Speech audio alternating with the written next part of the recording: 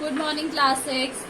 तो today we are going to revise chapter number हमारा जो 4 है, चैप्टर नंबर 3 है, सॉरी, तारोज रिवॉर्ड, तारों का इनाम, वो रिवाइज करेंगे क्योंकि हमारा रिवीजन वीक चल रहा है and in the coming week there will be your exam.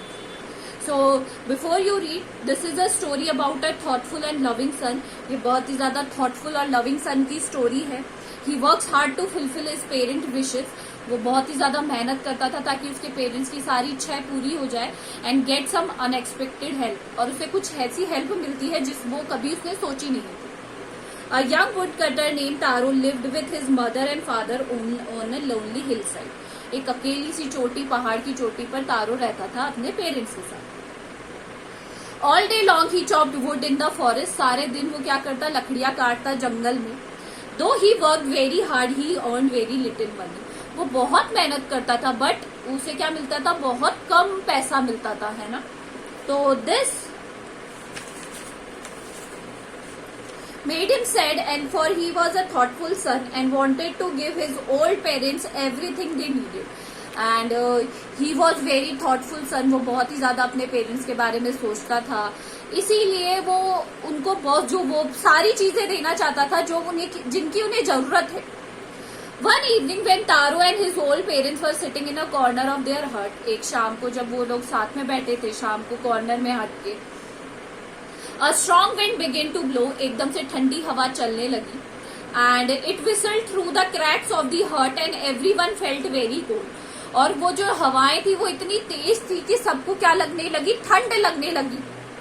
Suddenly Taro's father said, उन्होंने कहा कि तारो के फादर ने कहा, I wish I could have a cup of shake. काश मेरे पास एक कप शेक होता. शेक क्या होता है, एक तरीके का गर्म पीने का, है ना, ताकि जिसके अंदर जिसको पीते बॉडी में गर्माश है.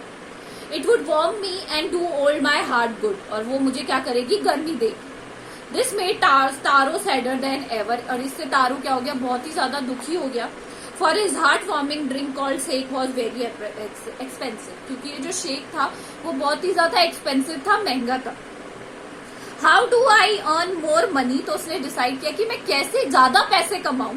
He asked himself, उसने अपने आप से पूछा, How do I get little shake for my poor old father? मैं कैसे अपने poor old father के लिए शेक लेकर आऊं. He decided to work harder than before. और उसने और भी ज्यादा वर्क हार्ड करना शुरू कर दिया. Next morning, Taro jumped out of the bed earlier than usual and made his way to the forest. अगले ही दिन वो और भी जल्दी उठा और जंगल चला गया लकड़ी काटने के लिए. He chopped and cut. वो काटता गया, चॉप करता गया. And as the sun climbed, जैसे ही सूरज उग आया, Soon he was so warm that he had to take off his jacket. वो इतना गर्मी महसूस कर रहा था कि उसने अपनी जैकेट उतार दी. His mouth was dry and his face was wet with sweat. उसका मुंह सूख चुका था और उसके मुंह में मतलब पूरी जगह पसीना आ रहा था. My poor old father, he thought. उसने सोचा, मेरे बेचारे पिताजी, if only he was as warm as I. काश वो मेरे जितनी गर्मी मुझे अभी महसूस हो रही है उतनी उन्हें भी महसूस हो. And with that he began to chop even faster. ये सोचकर वो और जल्दी जल्दी काटने लगा. Thinking of the extra money he must earn to buy the shake to warm the old man's wounds.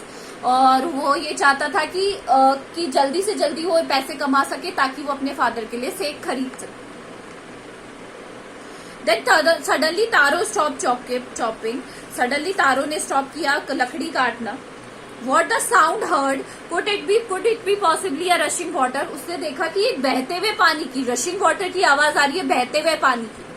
Taro could not remember ever seeing or hearing a rushing stream in that part of the forest. तारो ने आज तक कभी ऐसा कुछ नहीं देखा था कि यहाँ पर कोई बहता हुआ झरना भी है. He was thirsty. उसे बहुत ज्यादा प्यास लगी थी. The axe dropped out of his hand. उसके हाथ से जो एक्स थी, कुल्हाड़ी थी, वो भी छूट गई थी. And he ran in the direction of the sound. और जहां से वो साउंड आ रही थी, आवाज आ रही थी, उसको सुनते सुनते वो उसी डायरेक्शन में भागा, उसी दिशा में. Taro saw a beautiful little waterfall hidden behind a rock. उसने देखा कि एक बड़े से पत्थर के पीछे एक वाटरफॉल, एक झरना है. Kneeling at the place where the water flowed quietly, जहाँ पे बह रहा था पानी, एकदम रुक गया था, वहां पे वो नील डाउन हुआ, घुटनों के बल बैठा. He cupped a little in his hand. इस तरीके से अपने हाथों में पानी लिया. And put it to his lips. और अपने पी लिया उसे. Was it water or was it shake? जब उसने पिया तो उसने रियलाइज किया ये पानी नहीं है, ये शेक है. He tested it again and again, उसने बार बार उसको टेस्ट किया, and it was always it was the delicious shake instead of cold water, और ठंडे पानी की बजाय बार बार मतलब चेक करने की कोशिश की तो वो हमेशा क्या था, शेक ही था। तारो क्विकली फिल्ड द पिक्चर, तारो ने बहुत जल्दी से पिक्चर भरा, and he with him and hurried home, और भागता हुआ घर गया। The man was dilated with the shake, जो उसका बूढ़ा बाप था वो बहुत खुश हुआ।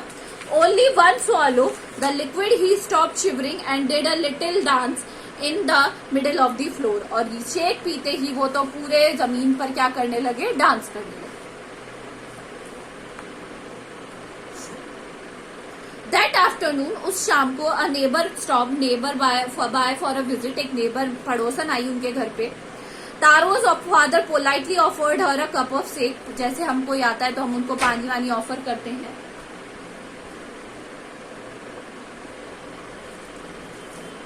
तो वहां से उन्होंने ऑफर किया उन्हें cup of shake. The lady drank it greedily, उसने जल्दी से पी लिया उसे, and thank the old man, और उसने उसको शुक्रिया किया उन्हें।